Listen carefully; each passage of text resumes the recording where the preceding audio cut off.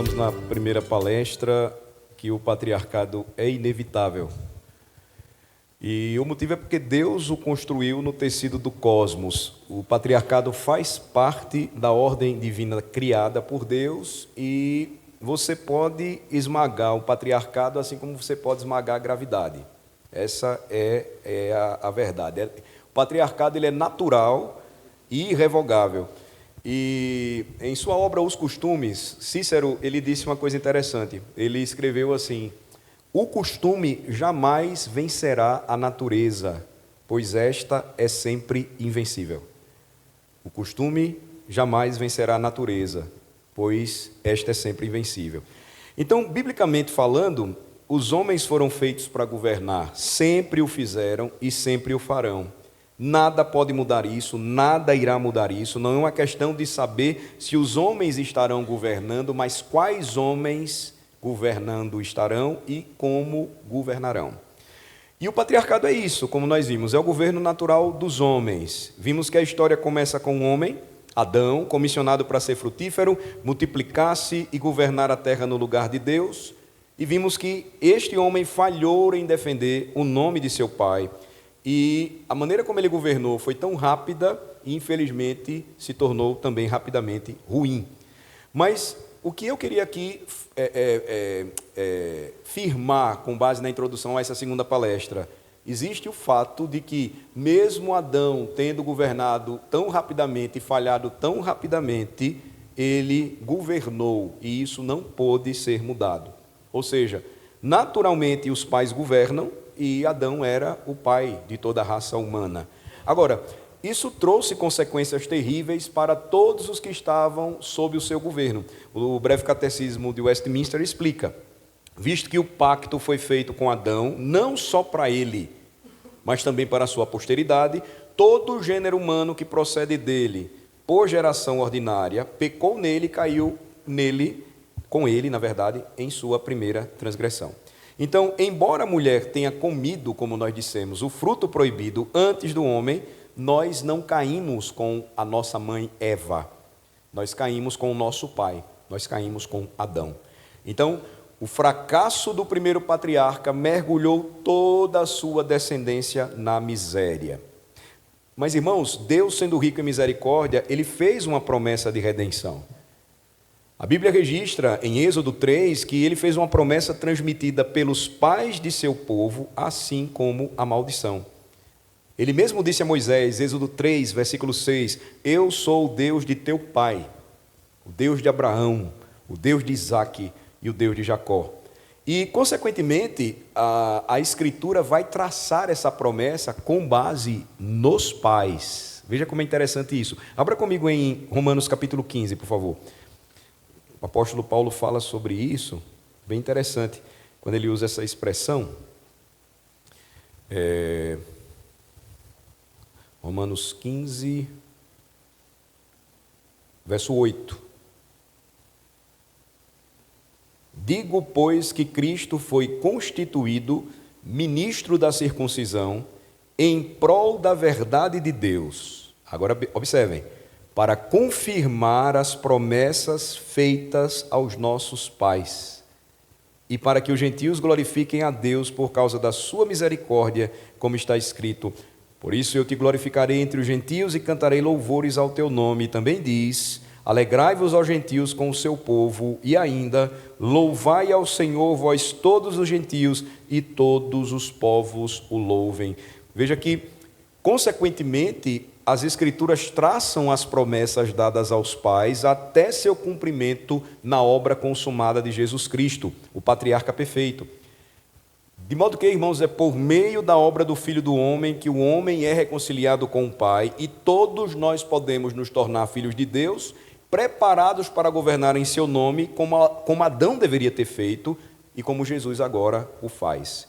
Nós fomos, então, por ele, preparados para o patriarcado. Agora, toda a liderança, irmãos, seja no Antigo ou no Novo Testamento, seja civil ou eclesiástica, ela é exclusivamente masculina.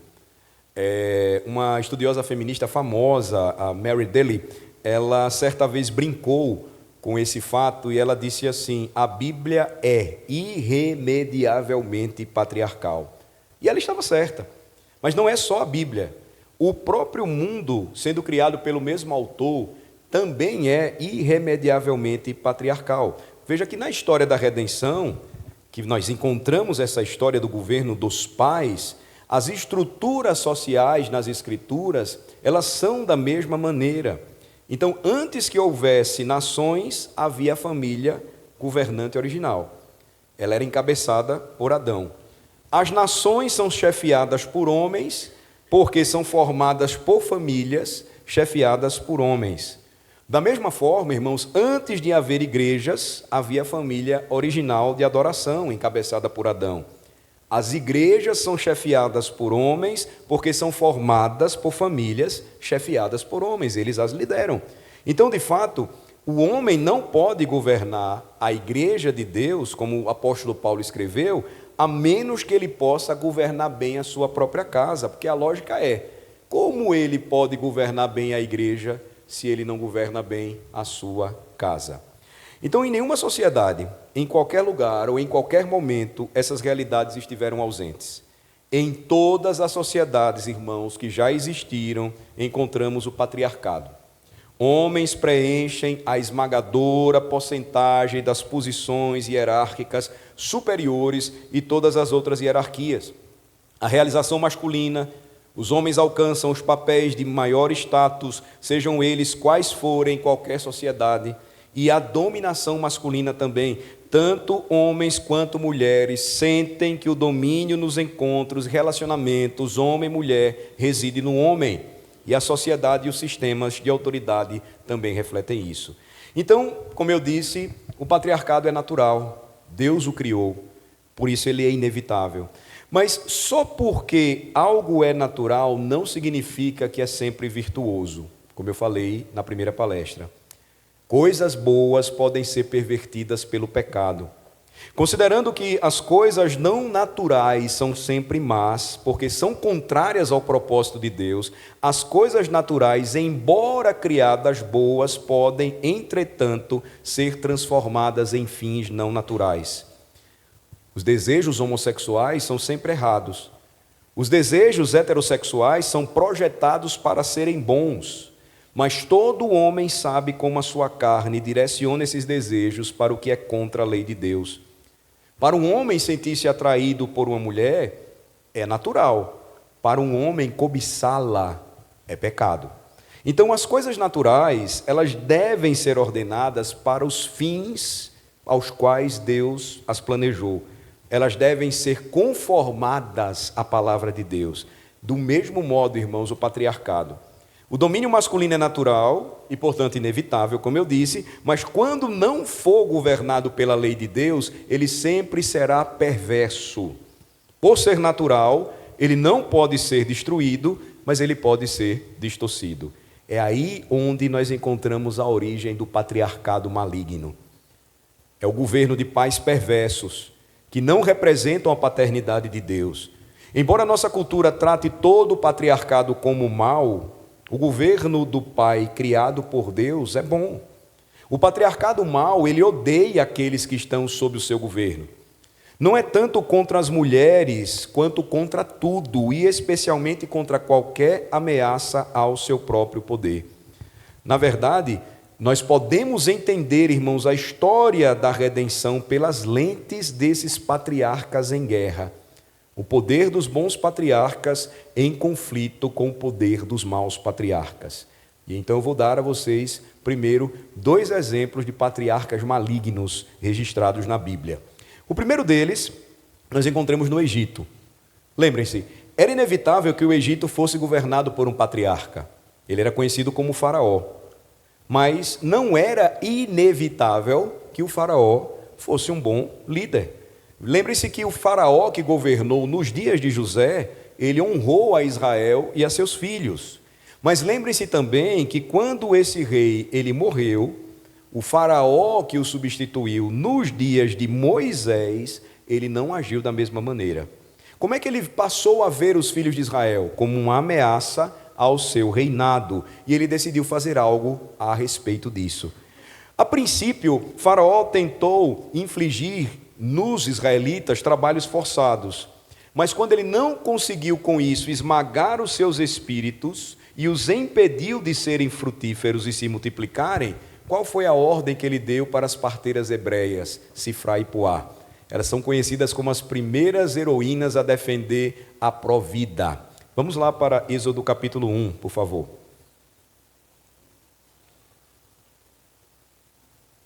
As primeiras heroínas pró-vida da história da humanidade são encontradas no Egito, Sifrá e Puá. Verso 15, Êxodo 1. O rei do Egito ordenou às parteiras hebreias, das quais uma se chamava Sifrá e outra Puá, dizendo: quando servirdes de parteiras hebreias, examinai-a. Se for filho, matai-o, mas se for filha, que viva. Faraó sabia, meus irmãos, que os jovens de Israel, ao contrário das mulheres, eram uma ameaça ao seu reinado. E a pergunta é por quê? Porque todos os homens são patriarcas em potencial.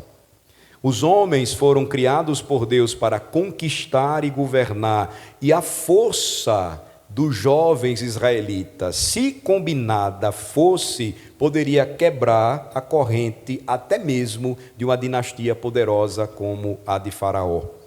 Então, o que foi que ele fez? Tentou usar as mulheres hebreias contra os homens hebreus.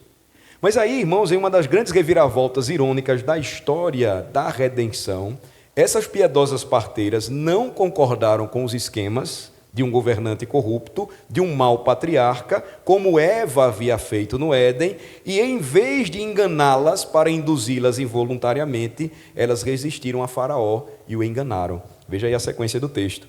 Verso 17. As parteiras, porém, temeram a Deus e não fizeram como lhes ordenara o rei do Egito.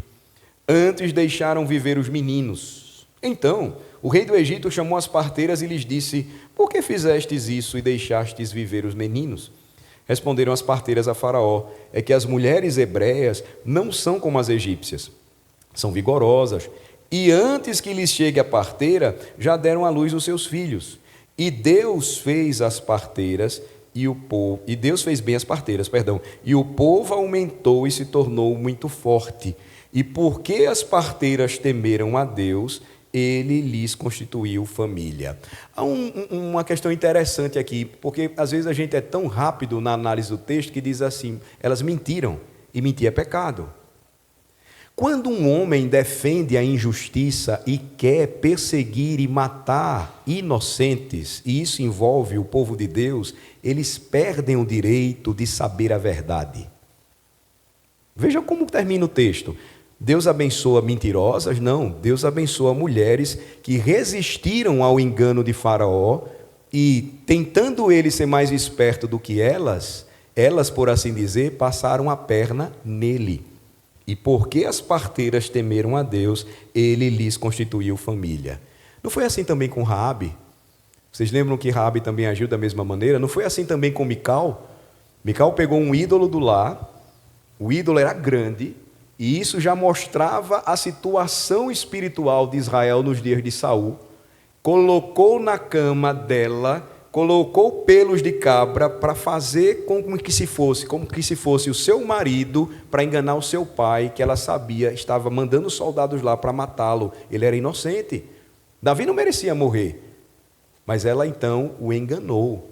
Quando um homem defende a injustiça, irmãos, ele não tem direito de ser beneficiado com a verdade. Lembre-se dos cristãos na Alemanha e em outros países da Europa, sob o domínio nazista na Segunda Guerra, que salvaram muitos e muitos judeus. Os nazistas chegavam lá e perguntavam: tem judeu aqui? O sótão estava cheio deles. E eles diziam: não, não tem judeu aqui. Aí muita gente vai dizer: mas eles mentiram. Não, eles omitiram a verdade, eles enganaram homens que queriam, em defesa de uma injustiça, promover o mal.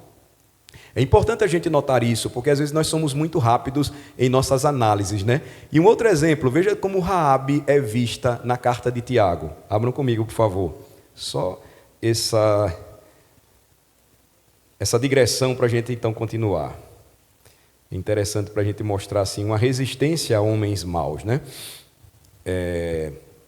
Quando ele fala da relação de fé e obras, no capítulo 2, Tiago diz assim, depois de falar de Abraão, no verso 24, lá no final do versículo do capítulo 2, é o que ele fala sobre Raabe. Verificais que uma pessoa é justificada por obras e não somente por fé. De igual modo, não foi também justificada por obras a meretriz Raabe, que acolheu os emissários e os fez partir por outro caminho? Ela também não disse a verdade que aqueles que procuravam os espias não mereciam receber. E como é que ela é vista na Escritura Sagrada? Ela se tornaria descendente do Messias. Ela foi justificada por obras, entendendo aqui que ela foi justificada e passou a fazer parte do povo de Deus. E agora as suas obras testificavam a sua fé, ou seja, agora conhecendo, temendo, amando e servindo o Deus de Israel, que ela já tinha notícias de quem ele era, dos grandes feitos do Senhor no Êxodo, ela agora fez aquilo que era certo. E aí, então as obras praticadas por ela provavam e comprovavam que agora ela havia sido preparada por Deus de antemão para que andasse nelas, pois ela foi salva, ela havia sido justificada. Então, Sifra e Puá, irmãos, é um exemplo bem interessante de resistência a maus patriarcas. O que foi que Faraó então tentou fazer? Voltando ao texto, ele foi forçado a encontrar uma outra forma de assassinar os futuros patriarcas de Israel. No verso 22, a ordem dele foi a todo o seu povo dizendo, Êxodo 3, verso 22, Êxodo 1, perdão, verso 22. A todos os filhos que nascerem aos hebreus lançareis no Nilo, mas a todas as filhas deixareis viver. Irmãos, os jovens são sempre alvo de patriarcados, inclusive patriarcados malignos. Porque Deus os fez para governar, os jovens são uma ameaça ao governo existente. Por essa razão, irmãos, patriarcas maus sempre tentam fazer pelo menos uma dessas três coisas aqui. A primeira delas, aproveitá-los. Por que desperdiçar toda a energia da juventude, da força masculina da juventude, se ela pode ser direcionada para um fim de um patriarca mau? Então, o primeiro impulso de um patriarca maligno, ou de qualquer patriarca, na verdade, é liderar esses homens, porque ele é um líder de homens, independentemente de quão mau ou justo ele seja. É interessante notar isso, irmãos. A maioria das nações fez isso até certo ponto por meio de que maneira, ou por meio de que formas? Inculturação e educação. Especialmente através do patriotismo, serviço militar e escolaridade formal.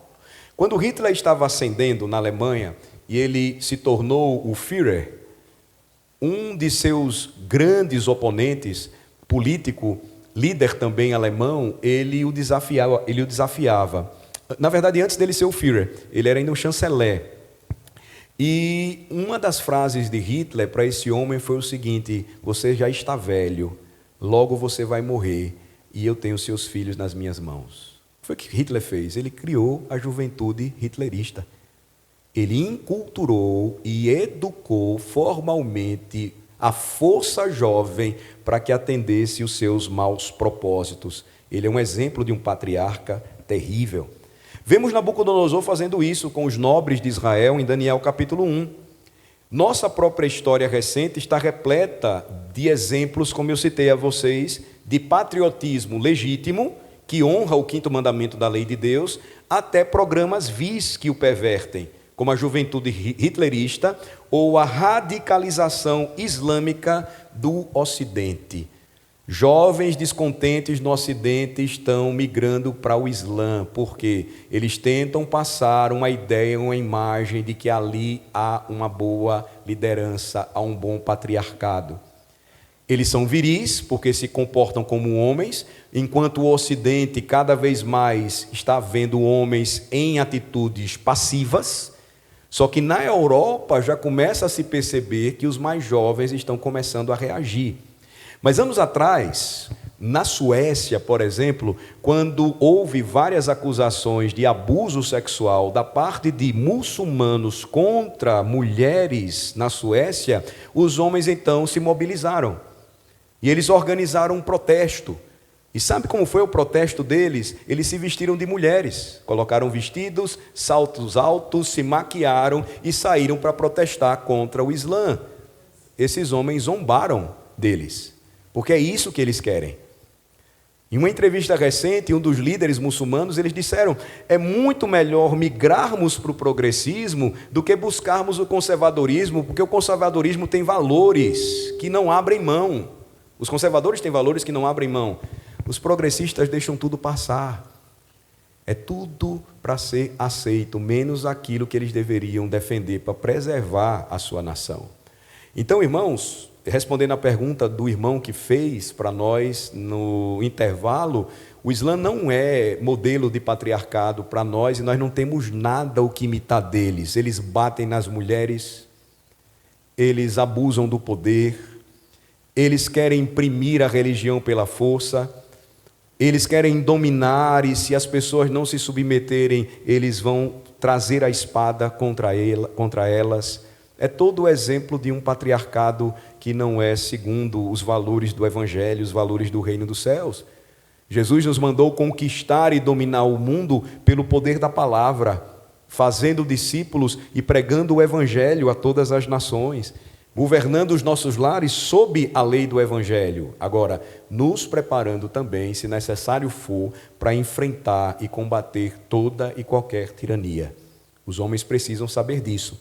Se necessário for e preciso for lutar, eles não podem se vestir como mulheres para protestar. Eles vão ter que enfrentar os inimigos de homem para homem. Então, Faraó tentou também, irmãos, aproveitar os filhos de Israel. Nós podemos detectar a forte influência cultural dos egípcios na adoração da geração do Êxodo. Vocês lembram do episódio do bezerro de ouro? Era um deus falso adorado no Egito. Vocês vão ver várias reproduções do que eles tentavam fazer. A maneira como eles buscaram adorar o Senhor era uma reprodução daquilo que ficou em suas mentes e em seus corações e foi impresso por um patriarca mau. Então, a primeira tentativa é aproveitamento. A segunda, pacificação. Se a energia dos homens não pode ser aproveitada por um patriarca maligno, muitas vezes pode ser minada, canalizando-a para atividades que os deixam impotentes para se rebelar.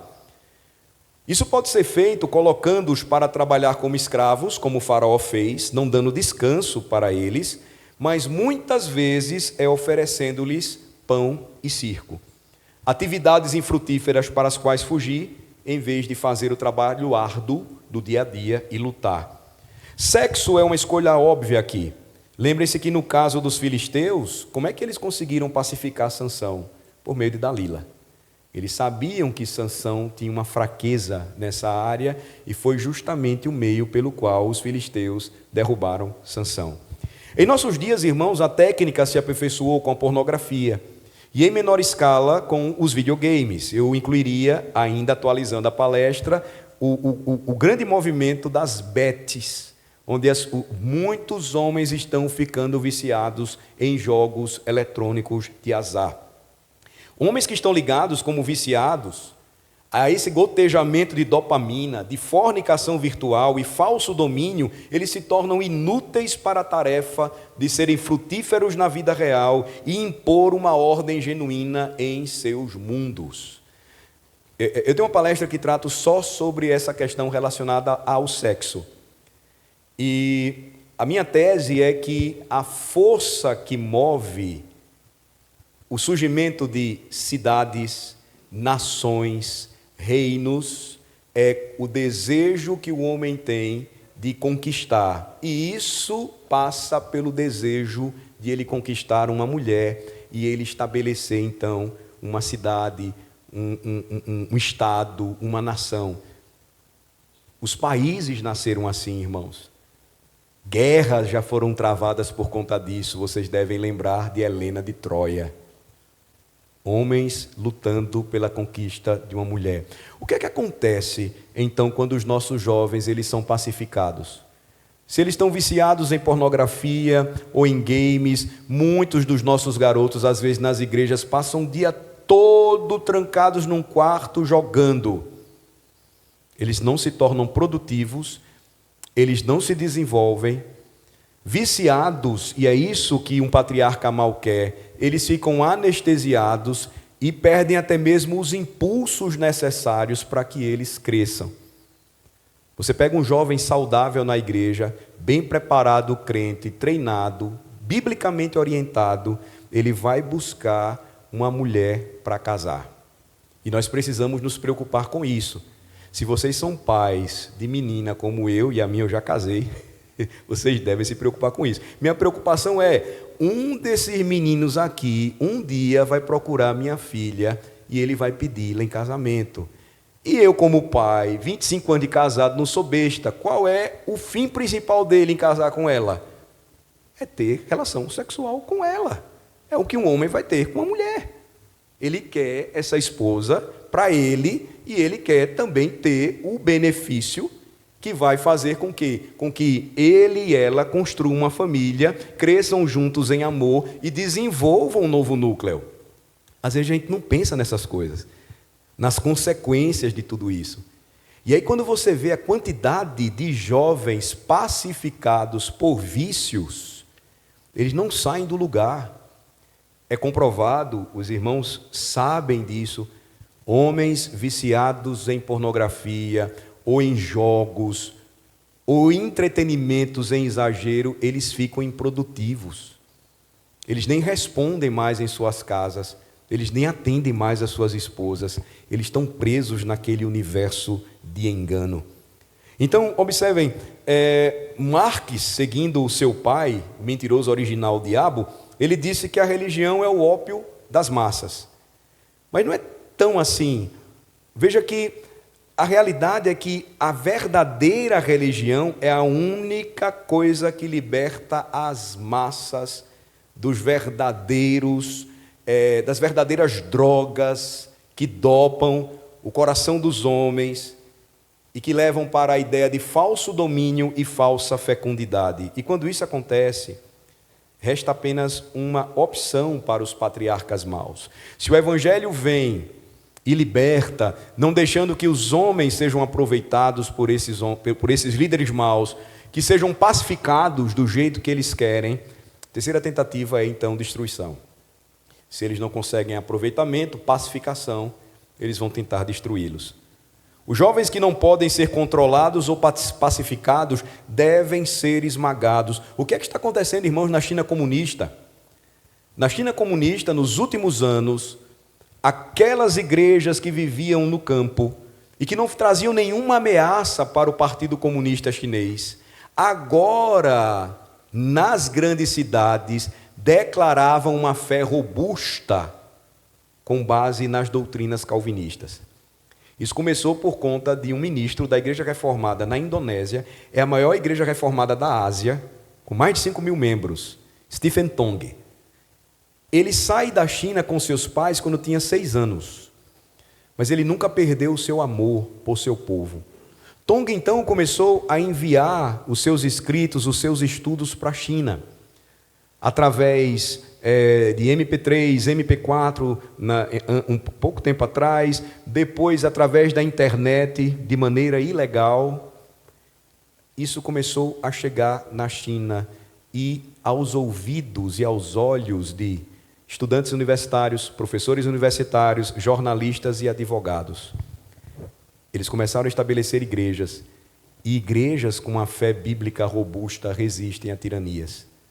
Vocês já devem ter visto alguns vídeos em igrejas sendo destruídas, templos sendo derrubados na China. São igrejas de irmãos nossos, alguns estão presos, já há mais de 2, 3 anos. Alguns desaparecem.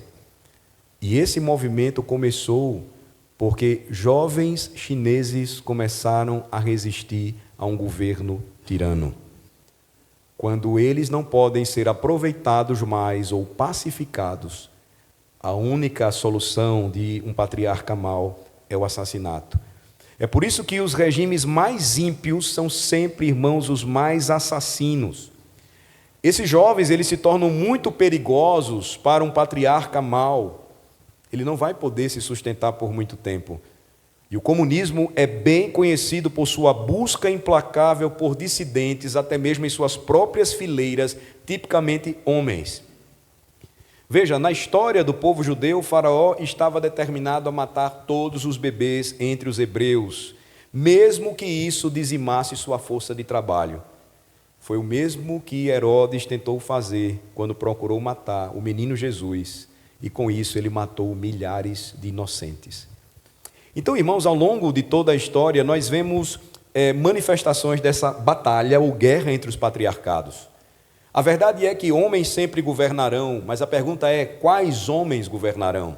Em um patriarcado maligno, muitos falham em superar as suas forças dominadoras, pacificadoras e destrutivas, reunidas contra eles. Muitos homens falham em se tornar patriarcas e muito mais falham em se tornar bons patriarcas, governando bem os domínios que Deus lhes deu, em suas famílias e nas igrejas. Para muitos homens, sua autoridade é retirada deles, porque aqueles que têm poder sobre eles, ou é distorcida, ou então é transformada, ou eles são conquistados naquilo que eles agora passam a acreditar ser verdade. De qualquer forma, quem controla os homens controla a cultura, controla o governo, controla a economia, controla a educação, controla uma nação. Agora, às vezes, a maneira como essa guerra é travada não é tão aberta como foi no caso de Faraó.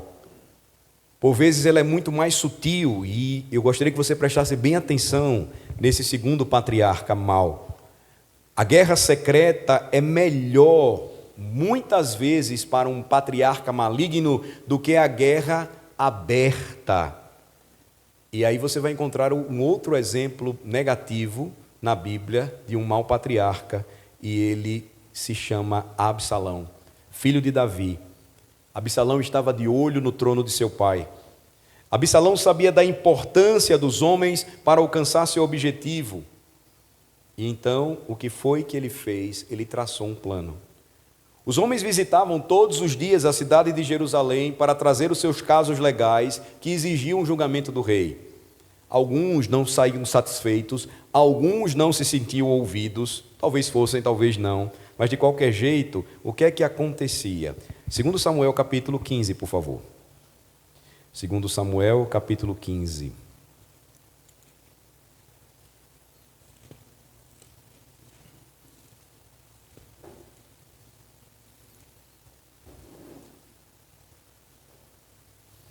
Absalão viu uma oportunidade.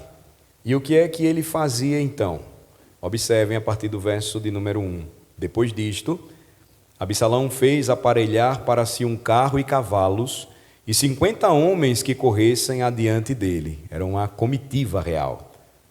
Levantando-se Absalão pela manhã, parava à entrada da porta.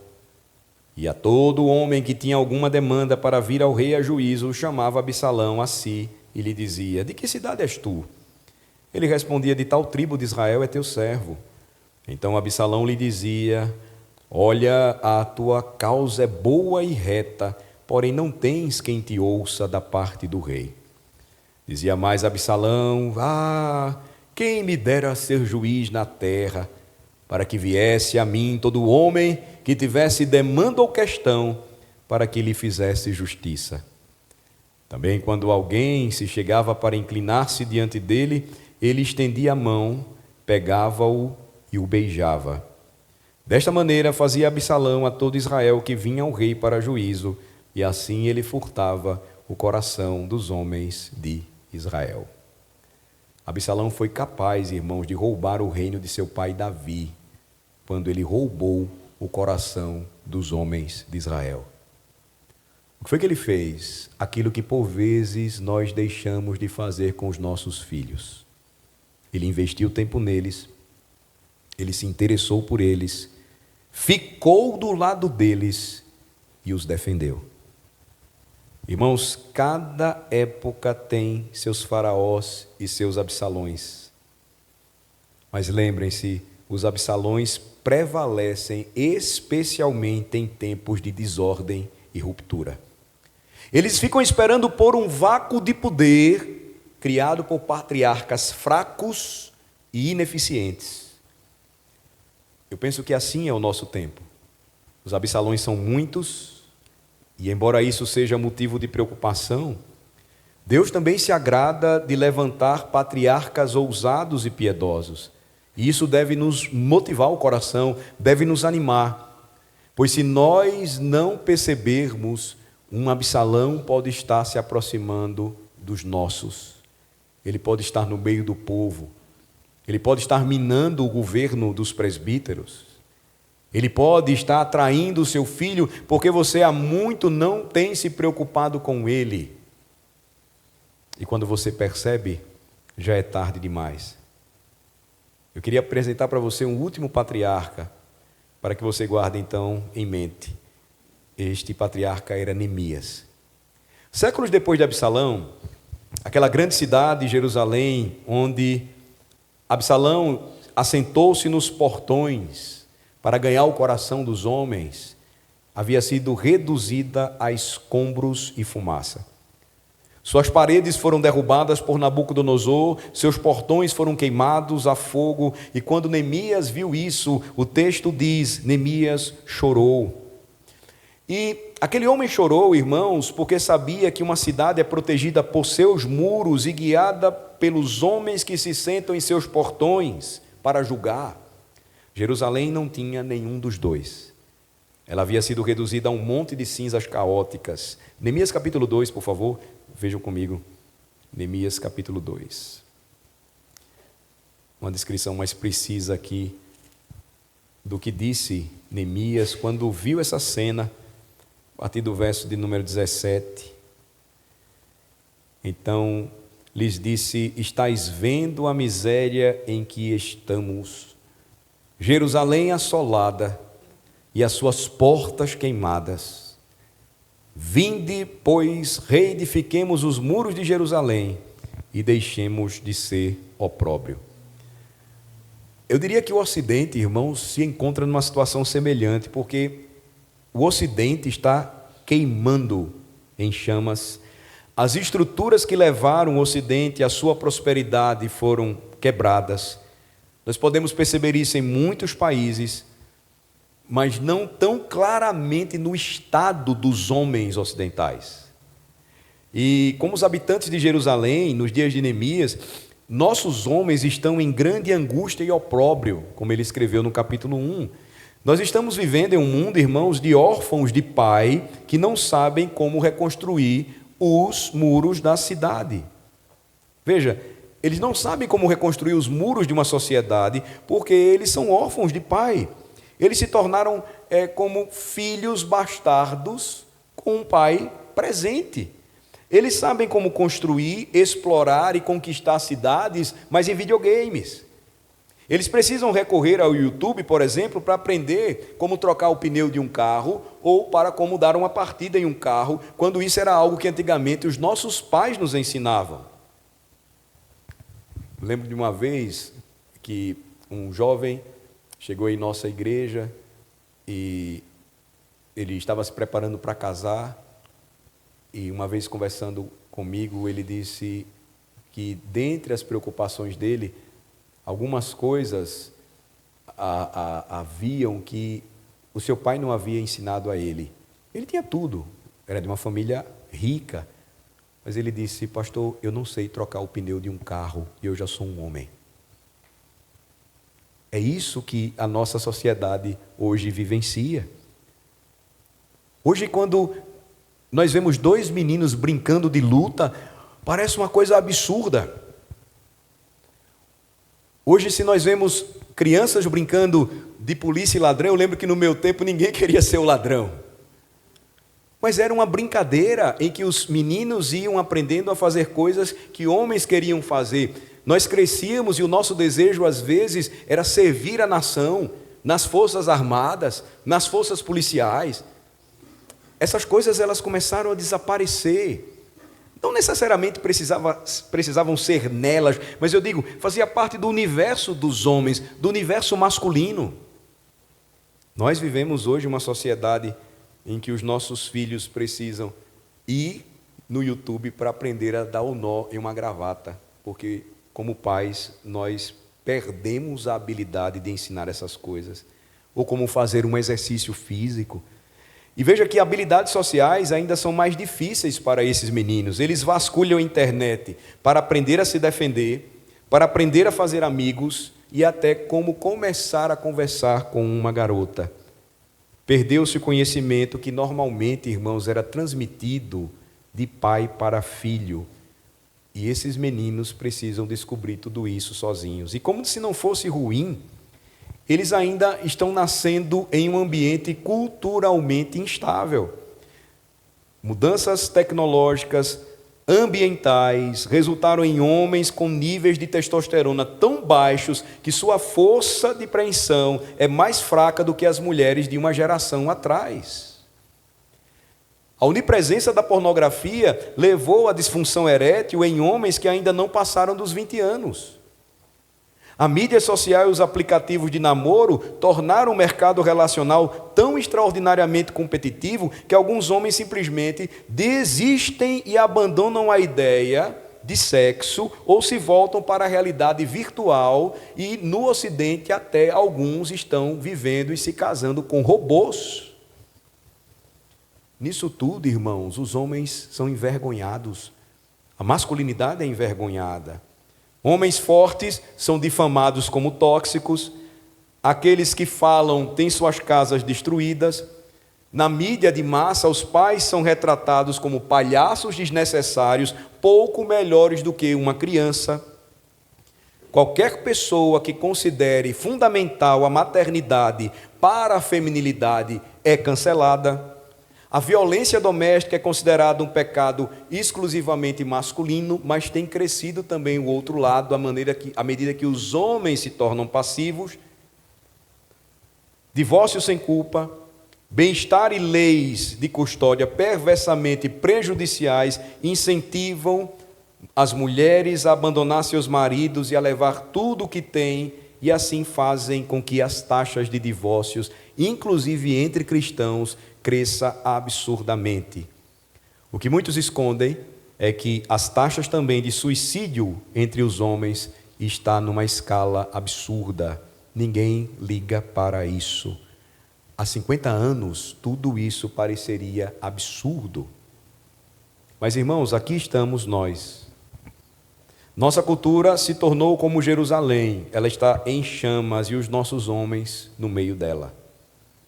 Mas corretamente, nossos homens se tornaram como Jerusalém. Eles estão queimando e nossa cultura também. Os homens do Ocidente se tornaram como cidades em ruínas. E nossas cidades, estados e nações reais estão seguindo tudo isso. Lembrem-se, irmãos, de Provérbios 25, verso 28, como uma cidade derrubada e sem muros, assim é o homem que não tem domínio sobre o seu espírito. Isso não é principalmente nossa culpa, ainda que seja, mas também dos nossos pais e dos pais deles e dos pais deles também.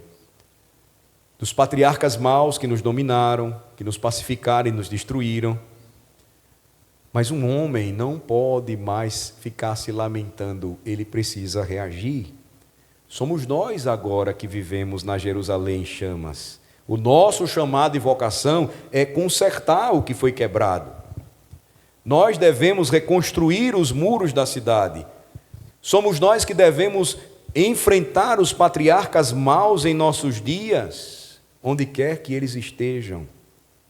Somos nós que devemos nos recusar a sermos desviados da vontade divina por qualquer engano, erro desses homens. Devemos nos recusar a sermos entorpecidos por suas ofertas de prazer barato e nos recusarmos a sermos intimidados por sua opressão. Jerusalém, de fato, está em chamas. Muitos homens da igreja sabem disso e estão cansados de viver em uma pilha de cinzas. O condicionamento, irmãos, de nossa cultura não pode conquistar a nossa natureza masculina. Nós precisamos lutar, mas nós precisamos de instrução. Lembre-se, quando os babilônios queimaram Jerusalém, Deus levantou Neemias para reconstruí-la. Mas a pergunta é: onde estão os Neemias dos nossos dias? Onde estão os pastores que constroem com uma espátula em uma de suas mãos e lutam com uma espada na outra mão? Onde estão os líderes cristãos que podem reunir homens com palavras como esta e, sendo sinceros, dizerem: ergam-se e lutem? Veja que Neemias registra no capítulo 4 algo interessante. Por favor, vejam comigo o verso 14. Quando ele viu que os homens estavam temerosos, ele então faz uma inspeção, verso 14, ele se dispõe, ele se dirige aos nobres e também a todo o povo, e ele diz: não os temais, lembrai-vos do Senhor, grande e temível. E aí veja, é uma palavra para os homens, irmãos: e pelejai pelos vossos irmãos, vossos filhos, vossas filhas, vossa mulher e vossa casa. A igreja moderna, ela não tem sido conhecida por tais homens. E, tristemente, irmãos, na ausência de piedosos Neemias, os nossos jovens estão se voltando para os Absalões do nosso tempo. Nós precisamos fazer alguma coisa. Alguém precisa ajudá-los, consertar o que está quebrado, reconstruir o que se perdeu. Nós precisamos, irmãos, fazer isso. Nós precisamos mostrar aos nossos filhos que eles estão diante de homens que os escutam, que caminham com eles, que os ensinam, que lutam por eles. Eles estão tentando lutar e construir. Eles têm um martelo em uma mão e uma espada na outra. Se não fizermos isso, os Absalões continuarão roubando os corações dos nossos filhos. Se não fizermos isso, a igreja de Cristo corre o risco de perder outra geração de homens, corre o risco de prolongar o seu tempo no exílio. Nós precisamos de Neemias que liderem os homens no trabalho de reconstrução, mas são poucos. Infelizmente, muitos líderes de igreja nem reconhecem a necessidade disso. Não reconhecem que Jerusalém está em chamas, mas falam como aqueles nos tempos de Jeremias: templo do Senhor é o nosso. Enquanto o profeta dizia: arrependam-se, porque tão logo em breve tudo isso irá cair.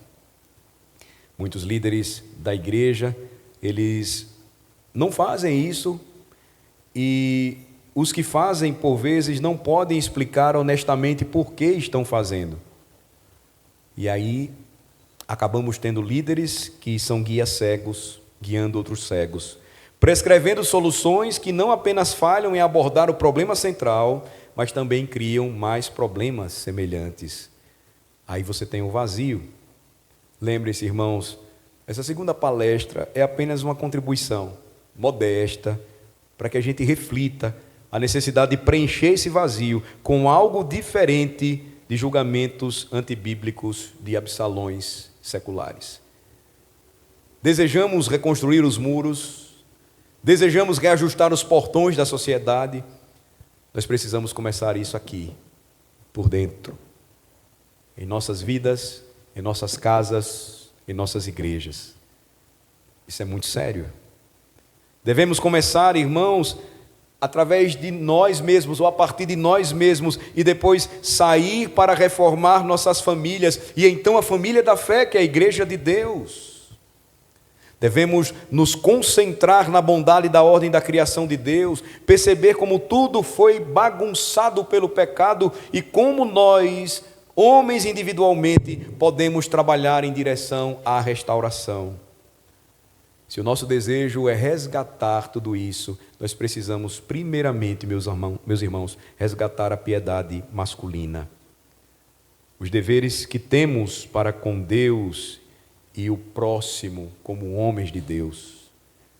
Eu concluo lembrando que isso é tão sério porque conforme vai o homem, assim vai a sua família. Conforme vai a sua casa, assim vai a sua igreja. E conforme vai a sua igreja, assim vai a sociedade ao seu redor. Biblicamente falando, o que nós estamos vendo aí fora acontecer, não se enganem, é um problema sintomático na vida de muitas igrejas de Cristo.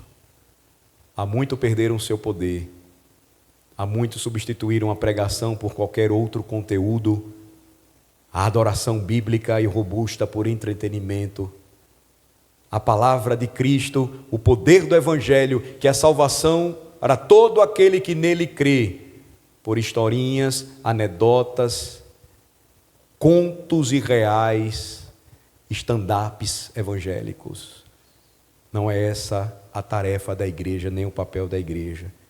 Experimentemos, irmãos, apenas fazer o simples, viver o simples e confiar que é em nossa fraqueza que o Senhor revela a sua força. E nós veremos grandes coisas, o Senhor fazendo grandes coisas em nosso meio. Vamos orar.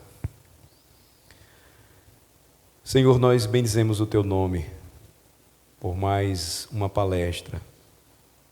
Nos ajuda a entender esse conflito que começou desde a queda, desde o pecado do primeiro patriarca Adão, quando ele falhou. A humanidade então tem experimentado governos bons e maus, bons pais e maus pais, bons maridos, maus maridos, bons pastores, maus pastores, bons presbíteros, maus presbíteros, bons diáconos e maus diáconos. Livra-nos, Senhor, de agirmos como aqueles que não querem enxergar essa realidade. Livra-nos, Senhor, de não agirmos como aqueles que querem lutar, querem restaurar os muros da nossa sociedade, consertar aquilo que quebrou. Só o Teu Santo Evangelho pode fazer isso, Senhor, e a história mostra que quando o Teu povo, que se chama pelo Teu nome, se humilha e ora e faz o que deve ser feito, o Senhor vai revelando de fato onde reside toda a fonte do poder. Em Cristo, poder de Deus, sabedoria de Deus, o nosso Salvador. Em nome dele oramos e pedimos tudo isto. Amém, Senhor. Igreja Presbiteriana, desde 1859, transformando vidas com a palavra de Deus.